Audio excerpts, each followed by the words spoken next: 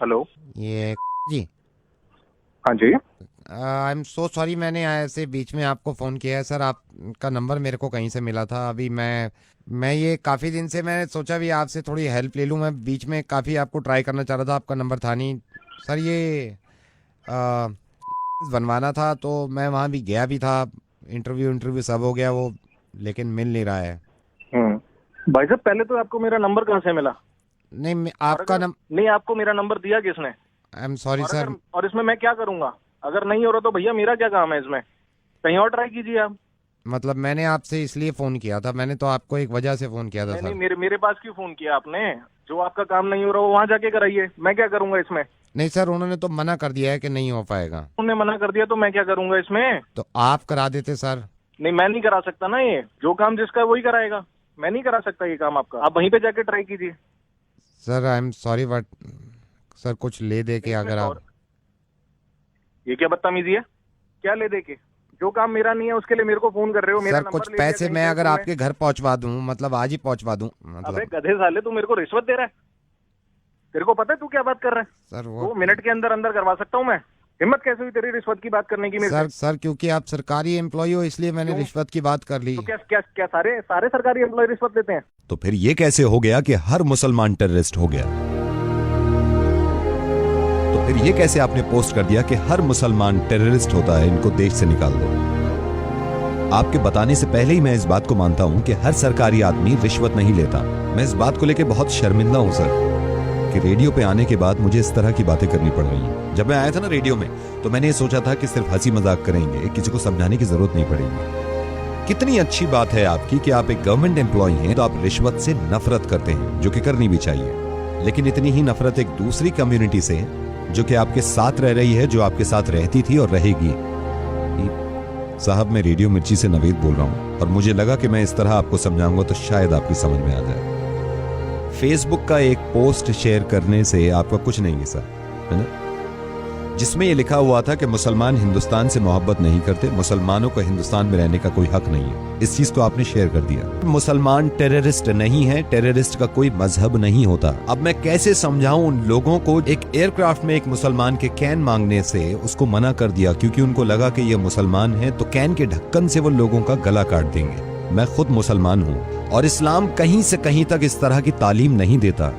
मैं आपको सही बताऊं, इस्लाम गले काटने की नहीं, गले मिलाने की बात करता है। बल्कि किसी भी मजहब में एक दूसरे से नफरत करना और एक दूसरे को मारना ये कभी नहीं बताया जाता। हिंदू, मुस्लिम, क्रिश्चियन, बुद्धिस्ट के घर घर जाके नहीं कह सकता मैं कि एक दूसरे से मोहब्बत कर लीजिए। और उन लोगों से भी मेरी नाराजगी है जो मुसलमान होके हिंदुओं से नफरत करते हैं और इस बात को बढ़ावा देते हैं कि हिंदुओं से नफरत करो, उनसे नाता खत्म कर दो। सिर्फ आपको यह बताना चाह रहा हूं कि एक मुसलमान को जान से मार देने में भी इतनी ही तकलीफ होती है इस इंसान को जो मरता है, और एक हिंदू को मार देने से इतनी ही तकलीफ होती है इस इंसान को जो कोई मारता है। इतना अच्छा काम करते हैं, इतनी अच्छी सोच रखते हैं कि रिश्वत ना किसी से लेंगे और ना ही किसी को देंगे। और मुझे मालूम है ये फेसबुक पे जो आग उगल रही है आजकल, ये पता नहीं कहां से शुरुआत हुई है और हम सिर्फ पुश करते हैं इस बातों को। जरा सोचिए, अगर आपको इस बात का अंदाजा हो भी गया कि आपने गलती करी, तो आप जिम्मेदार हैं उन 150 लोगों के जिन्होंने ये जाके शेयर किया है। और अब आपकी जिम्मेदारी बनती है कि हर किसी को जाके बताएं कि नहीं, मुसलमान गलत नहीं होते, मुसलमान साथ में रहते हैं, मुसलमान एक दूसरे से मोहब्बत करना जानते हैं। अगर हमारे मुल्क में या दुनिया में कहीं भी कोई इंसान कोई गलत काम करता है तो उसके बाद फिर ये नहीं देखना चाहिए कि ये हिंदू है, मुसलमान है, ईसाई है, बुद्धिस्ट है। उसकी सजा एक इंसान के तौर पे उसको मिलनी चाहिए कि ये काम इसने गलत किया है। अगर आपके हिसाब से इस दुनिया को भगवान ने बनाया है और सारे बंदे भगवान के हैं, और अगर मेरे हिसाब से इस दुनिया को अल्लाह ने बनाया है और सारे ही अल्लाह के बंदे हैं, तो हम में से किसी को भी यह हक नहीं है कि अल्लाह या फिर भगवान के बंदे को हम तकलीफ पहुंचाएं। एंड आई एम सॉरी अगर कोई बात बुरी लग रही है आपको।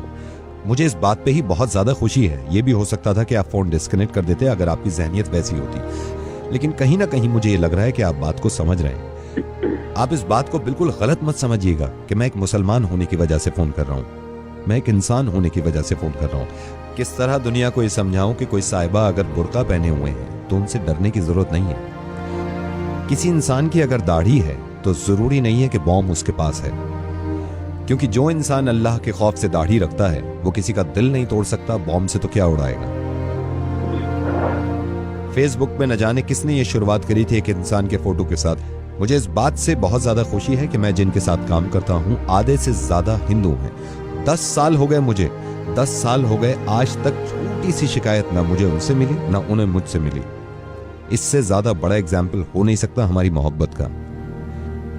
नावेद, आपसे वादा करता हूँ कि मैं लोगों तक ये मैसेज पहुंचाऊंगा कि ये काम ना करें और ये सब गलत है।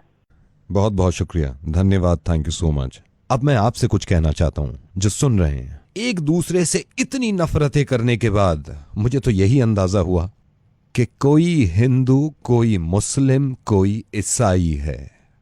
क्या सबने इंसान ना होने की कसम खाई है? प्लीज इंसान बन के रहें।